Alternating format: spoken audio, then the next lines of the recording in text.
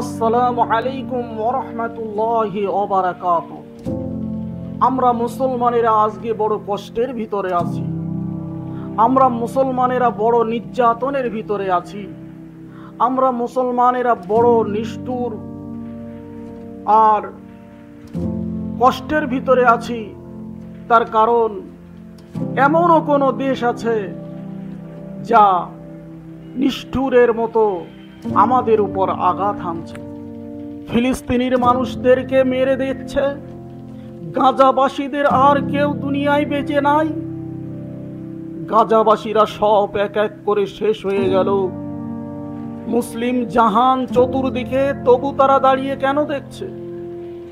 কেন তাদেরকে প্রতিবাদ করছে না? ছোট ছোট বাচ্চাগুলো আজকে দুনিয়া ছেড়ে চিরবিদায় নিচ্ছে। তাদের ড্রোন হামলায় তারা শেষ করে দিচ্ছে বাড়ি ঘরদোর, মসজিদ, মাদ্রাসা, মক্তব, এতিমখানা। আর অন্য দেশগুলো টাকার লোভে আজকে টাকার পাহাড় জমাচ্ছে। টাকার দিকে তাদের খেয়াল, টাকার দিকে সবকিছু। নামাজের দিকে, আজকের মুসলমানদের দিকে তাদের আর কোনো খেয়াল নাই। মানুষগুলো আজকের কোরআন বুকে নিয়ে দুনিয়া ছেড়ে চিরবিদায় নিচ্ছে। কচি কচি বাচ্চাগুলো, মানুষগুলো নামাজ পড়ার জায়গা পর্যন্ত নাই। আজকে মানুষ কোরআন হারা হয়ে যাচ্ছে। আজকে ইসলাম পন্থী মানুষগুলো মার খেয়েই যাচ্ছে। আল্লাহ, তুমি কবে এদেরকে তুমি সাহায্য করবে? সমস্ত মুসলিম দেশগুলো কেন তাকিয়ে দেখছে? এদের কোনো প্রতিবাদ করছে না। আল্লাহর কাছে দোয়া চাই, আল্লাহ ফিলিস্তিনিবাসী সমস্ত মা বোনদেরকে, ভাই বোনদেরকে তুমি ইজ্জত রক্ষা করো। নরপশু ইসরাইলকে তুমি ধ্বংস করে দাও। আল্লাহ, নরপশু ইসরাইলকে তুমি ধ্বংস করে দাও। এই সুযোগে টাকার লোভে মানুষ অন্য দেশ দেশান্তরে পৃথিবীর মানুষেরা কেমন করে দেখছে? তাদের কাছে টাকাই হলো সব। মরা মানুষটা, মরা বাচ্চাটা, মা মরে যাচ্ছে, বাপ মরে যাচ্ছে। আজকে একটা মসজিদের জন্য, বাইতুল মুকাদ্দাসের জন্য তারা নামাজ কায়েম করতে পারছে না। তবে শুনে রেখো মুসলমান, আমি আল্লাহর কসম খেয়ে বলছি, মুসলমানদের বিজয় হবেই, হবেই, হবেই ইনশাআল্লাহ। মুসলমানদের বিজয় হবেই। বাইতুল মুকাদ্দাস মুসলমানের হাতে চলে আসবে। যদি তাই না আসে, মুসলমানের হাতে যদি চলে না আসে, আমার রসুল পাকের কথা তো মিথ্যা হয়ে যাবে। আমার নবী পাক সাল্লাল্লাহু আলাইহি ওয়াসাল্লাম বলেছেন মুসলমানের হাতে চলে আসবে। আর সেই সময় ইহুদি খ্রিস্টান কেউ দুনিয়ায় থাকবে না। যারা টাকার পাহাড় গোচ্ছ, কিছুই কাজে লাগবে না। ওগো মুসলমান দেশবাসী, তোমাদের কাছে একটা করজোড়ে নিবেদন করি, আজকে মুসলমানদের দিকে তাকাও, ফিলিস্তিনের দিকে তাকাও, ফিলিস্তিনের দিকে ফিরে দেখো।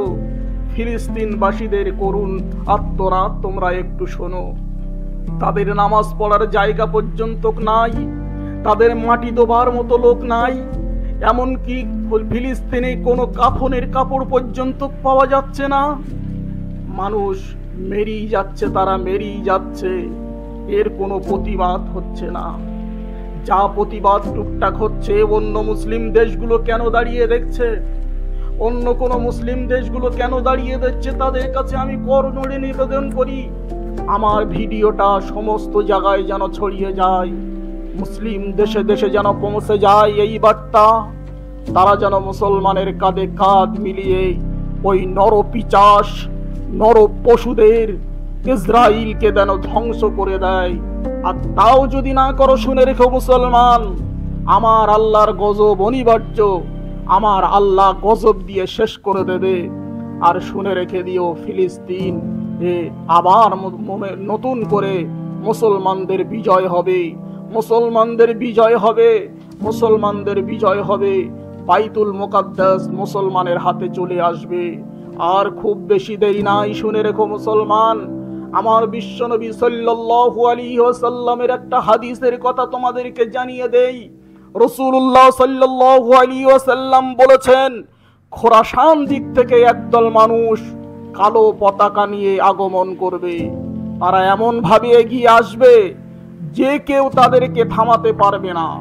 শেষ পর্যন্ত তারা বাইতুল মুকাদ্দাসে অর্থাৎ জেরুজালেমে পৌঁছাবে এবং সেখানে ইসলামী খেলাফত প্রতিষ্ঠা করবে। সুবহানাল্লাহ, সুবহানাল্লাহ, সুবহানাল্লাহ।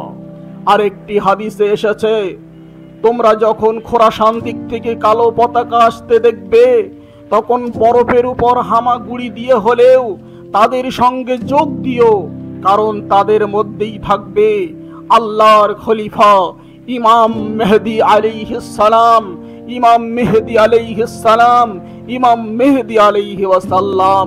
ইমাম মেহেদী আসবি আসবি আসবি, তার কারণ আল্লাহর রসুলের কথা ফেরত হয় না, আল্লাহ রসুল যেটা বলেছে সেটাই হবে। আজকে তোমরা নরপিশাচ, আজকে ও ইসরাইল শুনে রেখে দাও, তুমি ধূলিসাৎ হয়ে যাবে, তুমি ধ্বংস হয়ে যাবে, তুমি শেষ হয়ে যাবে। তোমার পাশে কোনো দেশ থাকবে না, কোনো মানুষ থাকবে না, কোনো জনপদার্থ তোমার পাশে থাকবে না। তোমার টাকা যতই বাড়ুক না কেন, তোমার অর্থ যতই হোক না কেন, সেদিন তোমার কাছে কেউ আসবে না, তোমার পাশে কেউ চেয়ে দেখার মতো লোক থাকবে না। শুনে রেখো মুসলমান, এখনো সময় আছে। আর তসবিহ আর টুপি নিয়ে মসজিদের কোনায় বসে বসে জব করার মতো সুযোগ আমাদেরকে আর নাই। আমাদের লাভতে হবে, আমাদের বাঁচতে হবে, আমাদের ইমানি দায়িত্ব পালন করতে হবে, আমাদেরকে ওই সংগ্রামে যোগ দিতে হবে। শুনে রেখো মুসলমান, যদি আমরা ওই ফিলিস্তিনির হয়ে জীবনের মতো জীবন দিতে পারি, তাহলে নিয়ত আমাদের যদি এটাই থাকে যে আমরা আল্লাহর ঘর পবিত্র বাইতুল মুকাদ্দাস জয় করব, আর সেই হিসেবে যদি আমাদের প্রাণও চলে যায়, আমরা আল্লাহর দরবারে সেদিন শহীদের মর্যাদা পেয়ে যাব। আমরা সেদিন আল্লাহর দরবারে শহীদের কাতারে থাকতে পারবো। এই আশা নিয়ে সকল দেশবাসী ভাই ও মুসলমানের কাছে একটাই আমার বক্তব্য যে আল্লাহ রসুল যেখানে বলেছেন, তোমরা যখন খোরাসানের দিক থেকে কালো পতাকা আসতে দেখবে, তখন তোমরা বরফের উপর হামাগুড়ি দিয়ে হলেও তাদের সঙ্গে যোগ দিও, কারণ তাদের মধ্যেই থাকবে আল্লাহর খলিফা ইমাম মেহেদী, ইমাম মেহেদী। আর ইমাম মেহেদী আসলেই জেনে রেখো, ওই ইহুদিবাদী জেনে রেখো, তোমাদের বংশে বাতি দেবার মতো কোনো মানুষ পৃথিবীতে থাকবে না। আজকে তোমরা যারা কচি কচি বাচ্চাগুলোর মেরে দিচ্ছ, যাদেরকে অনাথ করে দিচ্ছ, যাদেরকে এতিম বানিয়ে দিচ্ছ, আজকে গাঁজাবাসীদের তোমরা ধূলিসাৎ করে দিচ্ছ, সেদিন তোমাদেরও দেখার মতো কোনো মানুষ তোমাদের পাশে থাকবে না। ইনশাআল্লাহ আল্লাহর কাছে দোয়া চাই, আল্লাহ পাক রব্বুল আলামিন আমাদের সকল মুমিন মুসলমানের দোয়া যেন কবুল করেন, আর সকলের মনে যেন ঈমানি শক্তি জাগিয়ে দেয়। আমিন। ওয়া আখিরু দাওয়াহুম আনিল হামদুলিল্লাহি রাব্বিল আলামিন।